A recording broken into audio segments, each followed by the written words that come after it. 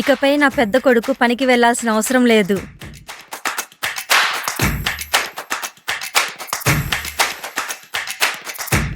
Sofa వచ్చే time అయింది.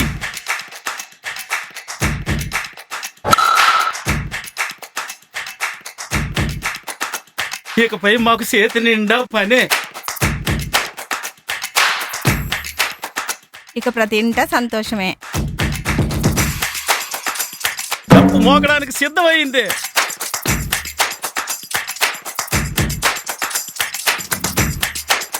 ఇక నుంచి పంటలు పెట్టుబడికి అప్పు చేసే పని లేదు.